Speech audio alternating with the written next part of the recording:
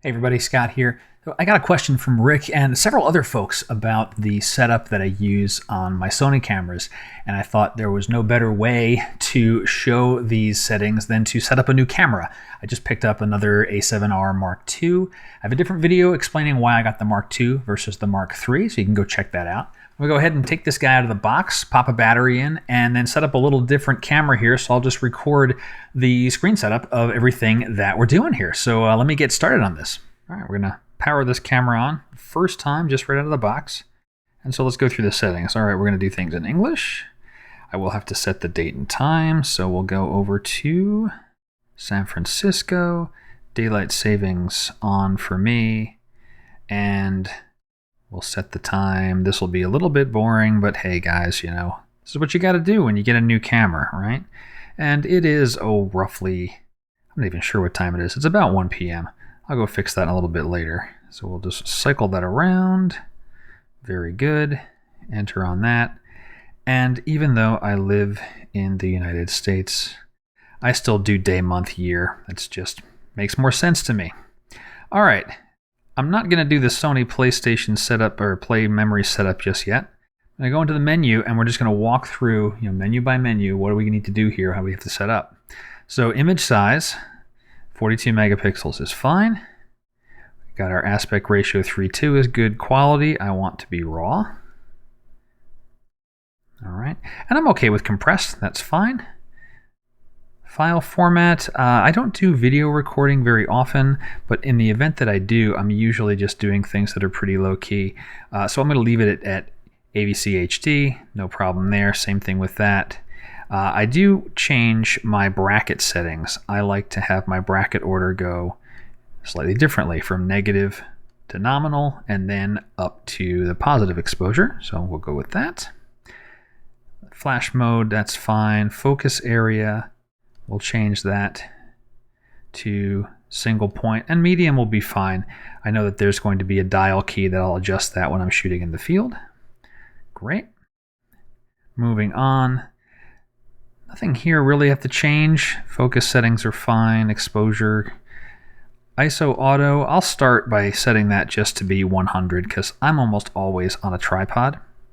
And white balance is okay. This I'm going to change a little bit and I'm going to cap it 1/4000th of a second. Not that I often shoot with that type of setting.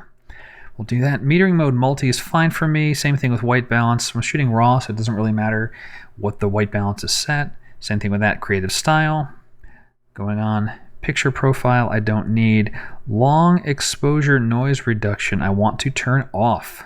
I have a different video explaining my rationale for that one, so you can go check that one out. I'll put a link to it in the video notes. Let's take a quick peek at focus magnifier. I got 1x. That's going to be okay. I'm not going to really worry about that too much. That's something I can always adjust in the field. I don't need face detection. I'm not shooting people. I guess this setup is really from a landscape person's point of view. Steady shot. Now, this is one I'd like to turn off by default. And then again, that's because I'm a landscape shooter. 99% of the time I'm on a tripod. I don't want steady shot. I don't want the camera trying to use that in-body stabilization because I've already done that with the tripod. You'll see in a little bit, I do set a custom button so that I can quickly change between it if I am shooting handheld. All right, steady shot settings don't matter. I will pop the color space up to Adobe. Not that it matters much since I shoot in RAW, but in the off chance I turn to JPEG, I've got that set. Audio doesn't matter. We'll keep the audio on. If I ever do record video, I like to have the reference track. And the rest of this stuff is okay. So we're going to go on to the next settings. We got zebra. I like this. I like zebra settings, and I put that to 100 plus. If you're not sure, you're not familiar with what the zebra lines are, if you have blown out areas, like you ever review a photo and you see the blinkies, well, the zebra lines show you this black and white striped pattern right in the viewfinder in your EVF. Before you take the shot, you can tell what's blown out. I like manual assist. That's great. Grid lines. I like my grid lines. I like a diagonal and square grid. Helps with composition. Other things are video. I don't really worry about those. Audio is fine. I turn off the auto review. I don't need to see the photo right away. I want to go take more photos. Display button, don't play with. Peaking level. I'll put that at medium, or middle, I guess they call it here. and I set the color to yellow. That's just my preference. I like those settings, and that's where you turn on focus peaking. You're in manual focus. You see this yellow lines on the photo or on the screen. It tells you what's in focus and what isn't. All right.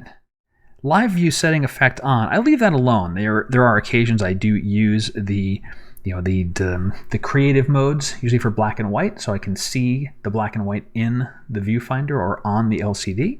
So that's what that does. Finder monitor auto is good. All these things here. I will change the autofocus single to be release biased, and that just means when you're using single point focus, how quickly will the camera take the exposure, and what is it based on? And it's really you're trying to track a subject, or sorry, not track a subject. You have a single subject that's not moving. I want it to happen when I press the button, but that's only if it really matters if I'm handheld. Let's see, going here. All right, silent shooting. Now this one I leave off, and that might surprise folks because silent shooting is really nice. However, when you are in silent shooting mode, you cannot go into bulb mode in manual. And so, if you need to go beyond 30 seconds, well, then you're kind of stuck. Since I'm doing landscape type work and I'm not shooting weddings, I don't need to worry about the shutter being silent. It is great. It is really, really silent. But because it prevents me from going into bulb mode, well, then I just leave it turned off. Ambient and flash. Don't bother with any of the face recognition. All this stuff is fine. And all right, now we're getting into something here. Custom key settings and dial setup. Now there's a bunch of different custom keys, and there's a handful that I do use. And so the dial setup is the one that I make an adjustment right away. But let's go into custom key settings first. And the one I want to point out is custom button number 3. Sorry, not number 3. Number 1, white balance. So number 1, it's right up here on the top of the camera. And this is the one that I will set to be my, the steady shot. So I'm going to press that in steady shot. So now I have a single button that I can press when I'm out in the field to switch my steady shot on or off. The default is off, but I can use the button to turn it on, so when I go handheld, I can quickly change it, and the back of the screen shows it very nicely when I'm not using that mode. So that's one I set for sure, and then the rest of them I kind of leave alone. We've got left button, right button, down button, down button. Sorry, down button. Let's change that one, and that is going to be to turn off the display if I can find that.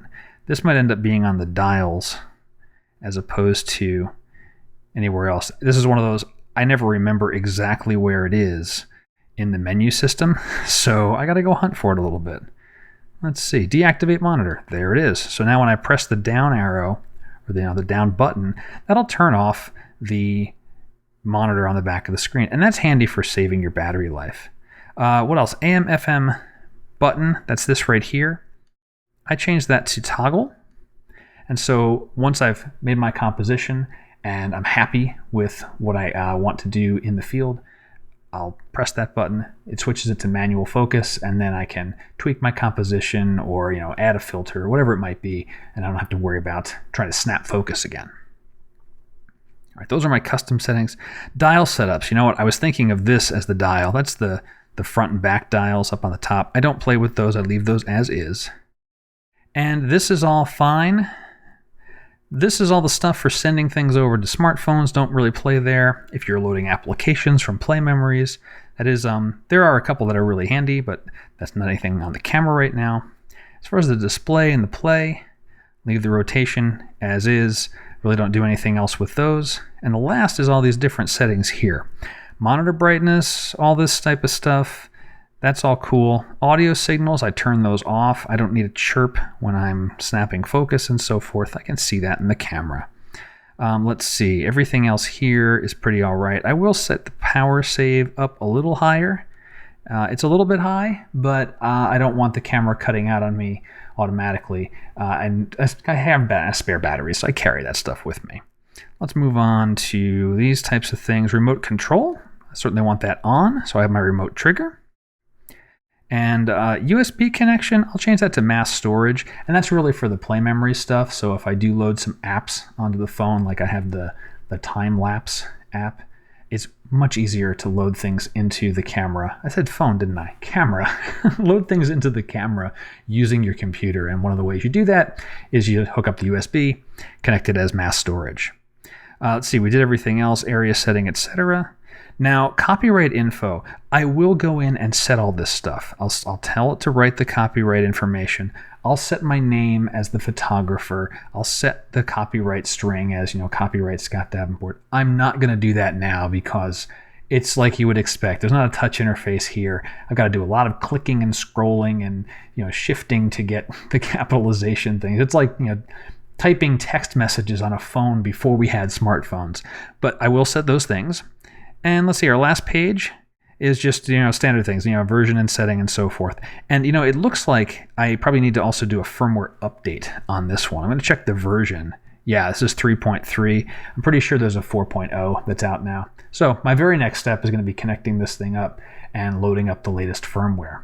So those are the basics of the settings that I use for my Sony cameras. The A7R, the A7R II, they're all pretty similar. Of course, the newer cameras have some additional features, but those are the rundown of it. And so, Rick, I know you asked this question. Hopefully, this gives you a good idea of what I set up, and I will try to make a point of putting together a blog post to really highlight those what I consider critical changes to make to the defaults, at least for coming from a landscape photographer's perspective. Well, that's it. Hope you've enjoyed this, guys, and I'll see you again soon. Happy shooting.